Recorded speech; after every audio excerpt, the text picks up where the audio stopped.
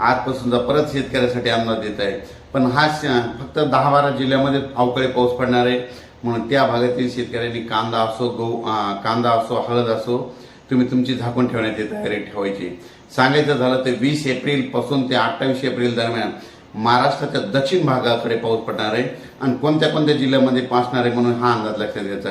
सुरुवातीला आपण काय करू, म्हणजे कोल्हापूर, सातारा, सांगली, पुणे, नगर, सोलापूर, उस्मानाबाद, बीड, लातूर, परभणी, हिंगोली, नांदेड, यवतमाळ आणि यवतमाळपर्यंत ह्या पट्ट्यामध्ये पाऊस असणार आहे।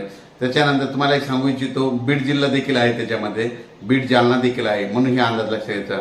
म्हणजे सांगायचं झालं तर आपण परत एकदा सांगतो, सातारा, सांगली, सोलापूर, कोल्हापूर, पुणे, त्याच्यानंतर नगर, बीड, जालना, परभणी, हिंगोली, लातूर, नांदेड, यवतमाळ, ह्या भागामध्ये 28 एप्रिल पर्यंत म्हणजे दररोज 2 दिवसांना परत एकदा येणार। म्हणजे एक दिवस येईल की पुन्हा तिसऱ्या दिवशी पाऊस येईल, म्हणजे एक दिवस आल्याच्या नंतर परत तिसऱ्या दिवशी 2 दिवसांना गॅप करत पाऊस येणार आहे, म्हणून हा अंदाज लक्षात घ्यायचा।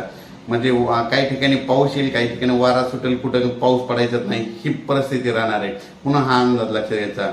अचानक वातावरणात बदल झाला तर लगेच एक मेसेज दिलेला आहे।